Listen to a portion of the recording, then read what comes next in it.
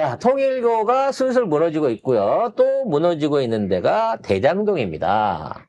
자, 남욱 변호사, 실질적인 대장동의 기획자였고 실운행자였지만 나중에는 이제 김만배한테 다 뺏겨버린 남욱 변호사가 진술을 번복하면서 대장동 관련된 각종 의혹은 내 생각이 아니고 다 검사 새끼들한테 들은 얘기다 라고 얘기를 하면서 대장동에 대한 기소 내용 자체를 부정해버렸습니다.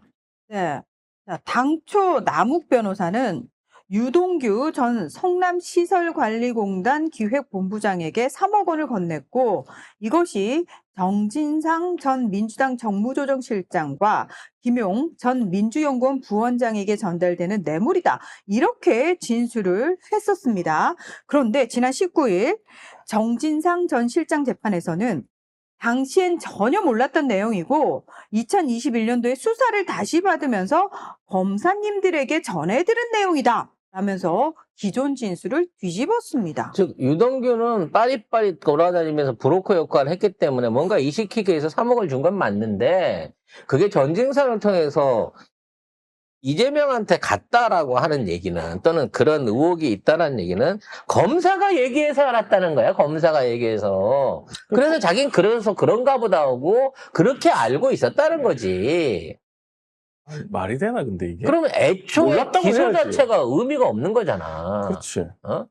그러니까 그 당시에는 말이 안 되는 줄 알면서도 하도 검사들이 이렇게 해야 된다고 들이대고 강요를 하니까 어쩔 수 없이 대답을 했지만 이제 정권이 바뀌고 나서 실체가 드러나기 시작하다 보니까 남욱도 자기 살 길을 찾아야 되잖아요. 남욱도 개인 재산이 수천억대 부자입니다. 남욱과 그 MBC 기자였던 와이프가 위례 신도시에서 얻은 이익이 엄청나다고 얘기를 하잖아요. 1,000억 이상의 수익을 거둬서 재산을 어느 정도 갖고 있는지 모르는 사람이기 때문에 김만배처럼 4,500억, 5,000억을 땡기지는 않았어도 남욱도 이게 다 털리면 문제가 있는 사람, 생계 자체가 날아가는 사람이에요. 가질 게 많은 놈들이 결과적으로는 제일 먼저 타협을 하게 돼 있습니다. 결국은 이 모든 게 유동규하고 검찰하고 입 맞춰서 짠 거다라는 쪽으로 가고 있는 거고 그래서 유동규가 선거방해법으로 지금 기소를 당한 거고 특검에서 조사를 하겠다고 나서는 거예요. 그래서 유동규가 하고 있는 거죠. 횡령죄다 나는. 돈만 챙긴 거지 내가 정치적으로 활동한 게 하나도 없다는 거야. 쉽게 말해서 유동규도 돈 받아서 꿀꺽한 건 맞지만 내가 그거 이재명한테 영향을 미치기 위해서 정치 자금으로 제공하거나 김용한테 준 적은 없다고 지금 잡아떼고 있다니까. 그럼 도대체 누가 이와 같은 시나리오와 이와 같은 기소와 재판을 만들고 이걸로 대선 결과를 뒤집었냐 말이지. 검찰은 수행범이야. 실제적으로 이러한 대장동 의혹을 만들어서 해라라고 시킨 놈이 누구냐는 거지. 그럼 처음 대장동 의혹을 얘기한 사람? 결국은 이낙연이에요. 이낙연이 윤석열하고 집에서 김건희랑 고스톱 치면서 어떻게 하면 이재명을 경쟁자에서 탈락시킬 수 있을까 얘기를 할 때 알고 있었던 거지. 대장동에 뭐 이런 의혹이 있었고 그와 관련된 수사 내용을 검찰이 알고 있었을 거고 그에 관련돼서 나경원을 비롯해서 그쪽에 국짐위원들이나 이런 애들이 대장동에서 돈 받아먹고 다 50억씩 받아먹고 땅 사고 뭐 이거 다 알려진 사실이잖아. 그러니까 이거를 윤석열이 덮어놓고 있다가 야 대장동에서 그렇게 큰 돈이 오고 가고 했는데 이게 성남이니까 이재명한테 엮어가지고 이거 비리로 해갖고 크게 한번 튕겨볼까? 이 아이디어를 결국은 윤석열과 이낙연이 만들어냈다고 생각을 해요. 그래서 이낙연이 먼저 민주당 내부에서 터뜨린 거고 그걸 빌미로 해서 검찰이 수사를 들어간 거고 그거를 확장시키기 위해서 언론이 그렇게 떠들어댄 거고 그걸 통해 갖고 선거 결과를 뒤집은 거죠. 잡아 쳐놔야 돼. 이거 뭐 하는 짓이야. 도대체. 그래서 이와 관련된 조작질을 했던 검사들에 대해서 민주당에서 전부 다 감찰해야 된다라고 법무부가 해야 얘기를 하고 있습니다.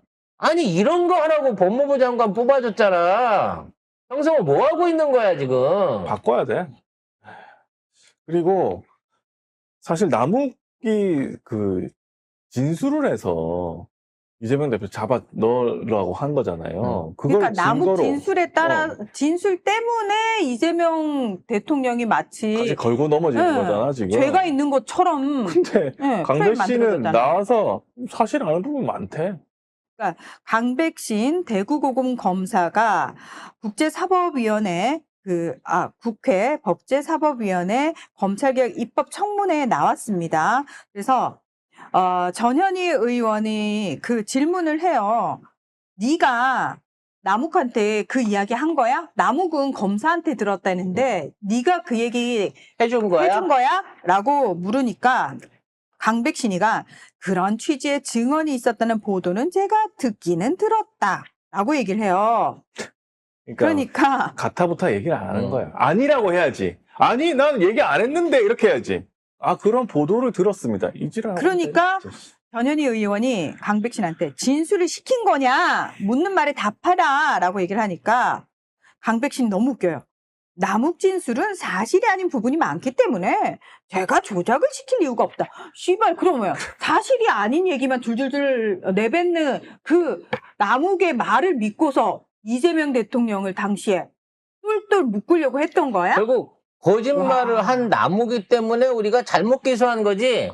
우리가 작정하고 조작해서 기소하려고 했던 게 아니야 라고 하면서 남욱하고 강백신이 말하자면 서로 상대방한테 떠미는 결과가 지금 나오고 있는 거죠. 너무 어이가 없지 않아요? 쳤어 이제 와서. 와. 야, 이게 진짜. 단순한 재판을 통해서 뭐 돈이 오고 가고 무슨 50억 퇴직금이 왔다 갔다 하고 이런 걸 밝혀낸 게 중요한 게 아니고 애초에 이 사건을 드러내갖고 문제를 만들고 이슈를 만들었던 게 대선에 개입하기 위한 목적이었다고 치면 이거는 검찰의 대선 개입이에요. 말 그대로. 당연하죠.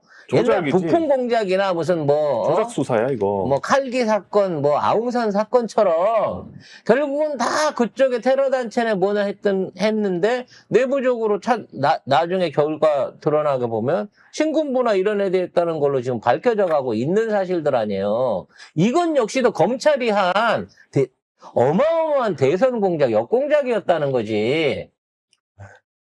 얘네들 전부 다 이 고의적인 정치 방해죄, 그러니까 선거 방해죄를 선거 개입이야. 비롯한 선거 개입죄로 해갖고 이거 소요죄에 해당하는 내란에 준하는 법정형을 받을 수 있도록 이거 역시 특검 들어가야 됩니다. 바로.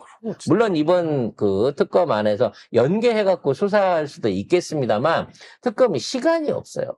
너무 죄가 많아, 씨발. 온 대한민국을 거미줄처럼 지들의 사리사욕과 죄악으로 쫙쫙 다 깔아놨기 때문에 이거 하루 이틀에 걷어낼 수 있는 게 아니에요. 정말 특검만 10년, 20년, 30년을 한다는 마음으로 진짜 끝날 아직도 때까지. 나치 척결하기 위해서 나치 잔당들 쫓아다니고 있잖아, 지금 계속 해야 돼, 70년째. 70년, 80년, 100년이 걸리더라도 이놈들이 저질렀던 죄악에 대해서 철저하게 파헤쳐야 된다고 생각합니다.